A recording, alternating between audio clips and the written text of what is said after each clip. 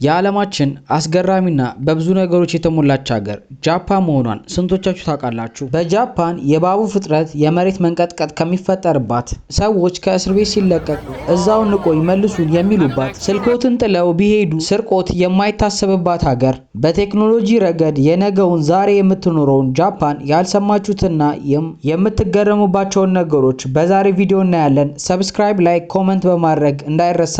ወደ ቪዲዮ። ጃፓን በጥንታዊ ቤተ መቅደሷና ሰማይ ሊነኩ በሚደርሱ በላይት በተሽቆጠቆጡ ፎቆች የተሞላች ከአሜሪካ ከቻይና እና ከጀርመን ቀጥላ በአራተኛ ደረጃ በኢኮኖሚ እድገት ያላት አስገራሚ የተባለች ሀገር ናት። በዚህች ሀገር እግር ጥሎት ቢሄዱ የሚገረሙበትን ነገር ንገሮ። ልጆቻችሁ ገና በልጅነታቸው የራሳቸው ባንክ አላቸው። የባንክ አካውንት ሳይሆን የራሳቸው ባንክ አላቸው። በዚህ ባንክ ቤት ውስጥ ደግሞ ወላጆችም ጭምር እንዲገቡ አይፈቀድላቸውም። ልጆች በራሳቸው ባንክ ቤት ውስጥ ገብተው ወጪና ገቢ ማድረግ ይችላሉ እና ገና በልጅነታቸው ስለ ፋይናንስና ስለ ገንዘብ እንዴት ማድረግ እንዳለባቸው እየተማሩ ያድጋሉ። ልጆቹ እድሜያቸው ለትምህርት ደርሶ ወደ ትምህርት ቤት ሲሄዱ ከምንም ትምህርት ቀድሞ ሰውን ማክበርና ራሳቸውን እንዴት መቻል እንደሚገባቸው ይማራሉ።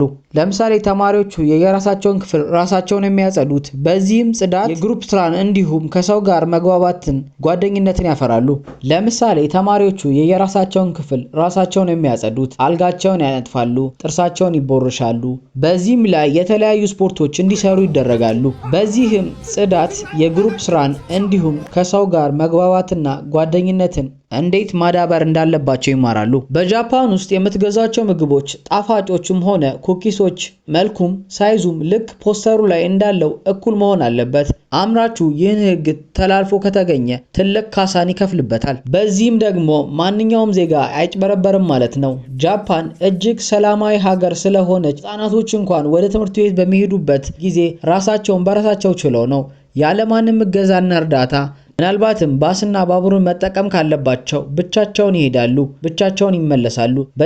በጃፓን ውስጥ ስርቆት የማይታሰብ ነገር ነው። ስልካችሁን ወይም ቦርሳችሁን ውጪ ላይ ጥላችሁ ከተወሰነ ሰዓት በኋላ ቆይታችሁ ብትመለሱ እዛው ቦታው ላይ እንደነበረ ታገኙታላችሁ። ምናልባት ካላገኛችሁት በአቅራቢያ ወደሚቀርብ ሱቅ ጎራ ብለው ንብረቶቻችሁን መውሰድ ትችላላችሁ። ምክንያቱም ሰዎች እቃ ጠፍቶ ካገኙ አቅራቢያቸው በሚገኘው ቦታ ሄደው ይመልሳሉ። የጠፋባቸው ሰዎች በቀላሉ ያገኙታል። ይህ ሕግ ብቻ ሳይሆን እንደ ባህልም ጭምር ነው። ሌላኛውና አስገራሚው ነገር ደግሞ ስማርት ሽንት ቤታቸው ነው።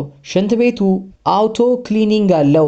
ራሱን በራሱ ማጽዳት ይችላል። እሱ ብቻ አይደለም፣ እጆት እስኪታጠቡ ድረስ ደግሞ ስልኮትንም ሳኒታይዝ በማድረግ አጽድቶ ይጠብቃቸዋል። ከሽንት ቤቱ በሚወጡበት ሰዓት ደግሞ ራሱን አውቶማቲካሊ ወለሉን ጨምሮ ሙሉ በሙሉ በሚባል ደረጃ ሽንት ቤቱን ያጸዳዋል። የጃፓን ትራፊኮች ልብሳቸው ቬንቲሌተር አለው። ይህም የሆነበት ምክንያት በፀሐይና በሙቀት በሚሆኑበት ጊዜ እንዲያቀዘቅዛቸውና እንዲያረጋጋቸው ከማሰብ ነው። ለበርካታ ሰዓታት ከአስፓልቱ ዞር ሳይሉ መስራትንና ማገልገልን እንዲችሉም ጭምር ነው። መኪኖች ልክ ከፋብሪካው እንደወጡ ጽድት ብለው ይንቀሳቀሳሉ። ቆሻሻ ማጽጃ መኪኖችም ጭምር ልክ ስራቸውን ከመጀመራቸው በፊት በመጀመሪያ ተግባራቸው መኪናውን ማጠብና ማጽዳት ነው። ከቤታችሁ ቆሻሻዎችን በምትጥሉበት ሰዓት እንኳን ቆሻሻውን ንጹህ መሆን እርግጠኛ መሆን አለባችሁ። ለምሳሌ ጠርሙስና ሳህን መጣል ብትፈልጉ እንደ ቆሻሻ ወይም ከነ ጠርሙሱ መጣል አይቻልም። ይልቁኑ አጥባችሁና አድርቃችሁ ነው መጣል የምትችሉት። እሱ ብቻ ሳይሆን እንዳበቃችሁ መጣል አትችሉም። ፕላስቲክ ቆሻሻዎችን ለብቻ ቀን ሲኖራቸው፣ እንዲሁ ብስባሽና ሪሳይክል መደረግ የሚችሉ ነገሮች ለብቻቸው የሚጣሉበት ቀን አለ። እንደው እንበልና አደባልቃችሁ ውጪ ብትጥሉት ቆሻሻ አንሺዎቹ ቆሻሻውን አያነሱትም። ያ ደግሞ በማህበረሰቡም ያስወቅሶታል። ይባስም ደካማና ሰነፍ ያስብሎታል። በተጨማሪም 12ኛ ክፍል እስኪደርሱ ተማሪዎች 12ኛ ክፍል እስኪደርሱ ድረስ ምንም አይነት ፈተና አይፈተኑም። በጃፓን በመንደሮቿ የሚገኙ ቱቦዎች እንኳን በጣም ንጹህ ከመሆናቸው የተነሳ አሳዎች እንደ ልብ ይኖሩባታል፣ ይራቡበታልም። ውሃው ኩልል ያለና ጥርት ያለም ከመሆኑ የተነሳ አሳዎች ሲንቀሳቀሱ እንደ ልብ ማየት ይችላሉ። ይህች አስገራሚ ሀገር በክብ ቅርጽ የምናውቀውን ሀባብ ወደ አራት ማዕዘን የቀየረችም ሀገር ናት። ይህ እንዴት ሊሆን ቻለ ካሉ ገና በእድገት ላይ ሳለ አራት ማዕዘን ቅርጽ ባለው የቦክስ ሳጥን ውስጥ በማድረግ ካሳደጉት በኋላ ያንን የሞልድ ቅርጽ ይዞ ያድጋል።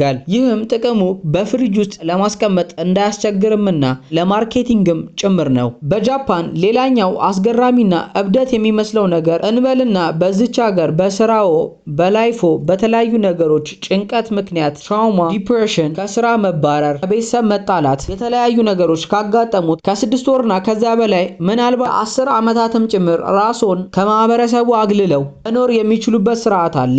ጃፓናውያኑ ይህን ሁኔታ ኢኪዮሞሪ ይሉታል። በዚች ሀገር እድሜያቸው ከ20 እስከ 50 የሚሆኑ ሰዎች ይህን ነገር ተገብሩት። በሀገሪቱም አሁን ላይ ከ1.5 እስከ 2 ሚሊዮን ድረስ የሚደርሱ ሰዎች ቤታቸውን ዘግተው ትምህርት የለ፣ ስራ የለ፣ ከማህበረሰቡ ጋር ምንም አይነት ግንኙነት አይኖራቸውም። እንዴት ይኖራሉ? ምግብ ማን ይሰጣቸዋል ካሉ ቤተሰቦቻቸው ምግብ ያመላልሱላቸዋል። እንዲሁም አንዳንዴ አመሻሽ ላይ እምብዛም ሰው በሌለበት ሰዓት ወጥተው የሚፈልጉትን ነገር ገዝተው ይመለሳሉ። እንደው ይህ ሁሉ ጊዜ ምን እያደረጉ ያሳልፋሉ ይሆን ብለው አእምሮ ውስጥ ጥያቄ ከተፈጠረቦት እነሱ ጌም እየተጫወቱ የተለያየ ቪዲዮ እያዩና ብዙ ጊዜያቸውን ደግሞ ኢንተርኔት ላይ እያሳለፉ ነው። ጃፓን በብዙ ነገሮች ትለያለች።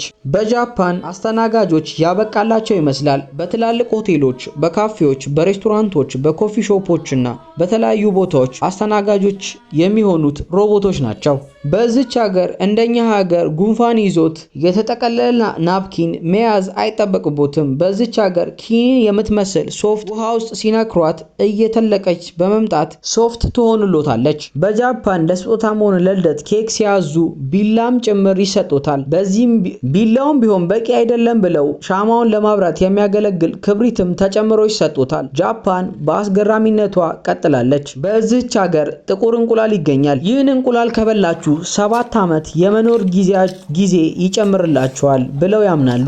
እነዚህ እንቁላሎች ቱሚዮ የሚባሉ ሲሆን ትክክለኛ የዶሮ እንቁላል ናቸው። ግን እንዴት ጥቁር ሆነ ካሉ ኦኮዋሚያ በሚባል የእሳተ ገሞራ ባለበት አካባቢ ሄደው እሳተ ገሞራው በሚፈጥረው የተፈጥሮ ፍል ውሃ ስለሚቀቀሉ ነው። ይህም ከለሩ የሚያመጣውን አይረን ሰልፋይድ ኬሚካል እንቁላሉ ጋር በሚያደርገው ሪአክሽን ምክንያት ነው። ይህም እንቁላል ከ3 እስከ $5 ይሸጣል። በጃፓን አንዳንድ ሬስቶራንቶች ውስጥ ምግቦን የሚያገኙት አንኳኩተው ነው። በእነዚህ ሬስቶራንቶች ምንም አይነት ምግብ የሚሸጥለትም ሆነ የሚያቀርቡለት ሰው የለም። እርሶ ራሱ በምስሉ ላይ እንደሚያዩት እጆን ሲያስቀምጡ ሳኒታይዝ ያደርጉሎታል። ከዛም የሚፈልጉትን ምግብ ስክሪኑ ላይ ይመርጣሉ። ከዛ በስልኮ ይከፍሉና ሪሲቱን ይቀበላሉ። በዛም ሪሲቱን ስካን ያደርጉና ስክሪኑ ላይ የትኛው ሳጥን የእርሶ ምግብ እንደያዘ ይነግሮታል። ወደዚያም በመሄድ ሳጥኑን ሄደው በማንኳኳት ብቻ ያዘዙትን ምግብ ትኩስና ፍሬሽ ሆኖ ያቀርቡሎታል። በጃፓን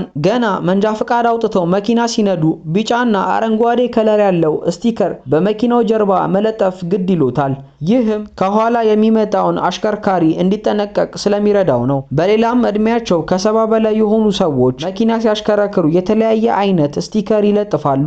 ይህም ከኋላ ላለው ሰው እድሜያቸው መረጃ እንዲደርሰው ስለሚያደርግና እንዲጠነቀቅም ጭምር ነው። በጃፓን ባቡሮች ይንሳፈፋሉ። ምስሉ ላይ እንደሚያዩት በዚች ሀገር በባቡር ሀዲድ ላይ ተንጠልጥሎ የሚሄድ ባቡር ማየት የተለመደ ነው። ይህም ባቡር ፈጣን፣ ጸጥ ያለና ምቹ የሆነ ባቡር ነው።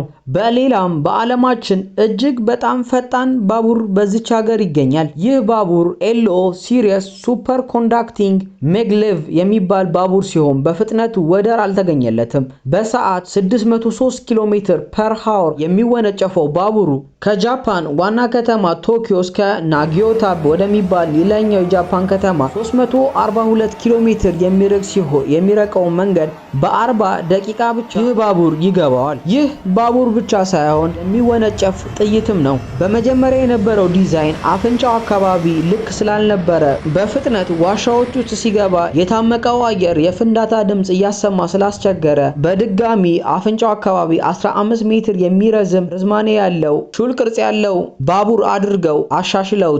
ፍጥነቱም ሆነ ድምጹ ከዛ በኋላ ተሻሽሏል። ይህች ሀገር በፍጹም ባቡር የማያረፍድባት ሀገር ናት። በ10 ዓመታት ውስጥ በማርፈድ የተመዘገበው 47 ሴኮንድ 47 ደቂቃ አይደለም 47 ሴኮንድ ሲሆን ይህም የሆነው በአየር ንብረት መዛባትና በተፈጥሮ አደጋ ነበር። በዚህም 47 ሴኮንድ ላረፈደበት ድርጅቱ ለተሳፋሪዎችን ይቅርታ ጠይቋል። በዚች ሀገር ሌላኛውና አስገራሚው ነገር መጽሐፍቶች ሳኒታይዝ የሚያደርግ ማሽን አለ። በላይብረሪና በተለያዩ ፐብሊክ የመጽሐፍ ማንበቢያ ቦታዎች ላይ ይህ ማሽን መጽሐፍቶችን ጀርሞችንና ባክቴሪያዎችን እያስወገደ ለቀጣይ አንባቢ ያዘጋጃቸዋል። በዚህች ሀገር የዓለማችን የቆየ ካምፓኒ ያለባትም ሀገር ናት። ይህ ካምፓኒ 1400 ዓመት በፊት የተመሰረተ ካምፓኒ ነበር። በጃፓን ሊፍት ውስጥ በሚያስገርም ሁኔታ መቀመጫም ሊሆን የሚችልና አንዳንዴ ደግሞ ሽንት ቤት መሆን የሚችል ቴክኖሎጂ ያካተተ ሽንት ቤት ያላቸው ሊፍቶችም ያለባት ሀገር ናት። በሌላም በጃፓን ሌላኛው ቴክኖሎጂ በሱፐርማርኬት ውስጥ እቃ ሊገዙ ሲገቡ የገዙትን እቃ የሚያስቀምጡበት ማንቀሳቀሻ ወይም ደግሞ ግሮሰሪ ካርት የሚባለው እጅግ የዘመነ ሲሆን ወዲያውኑ የሚፈልጉትን እቃ እንደገዙ ስካን ሲያደርጉ ወጪውንና አጠቃላይ ያለቦትን ብር ይነግሮታል። እነዚህ ከጃፓን ከብዙዎቹ ጥቂቶቹ ናቸው። የትኛው ህጋቸው ወይም የትኛው ተግባራቸው ቴክኖሎጂያቸው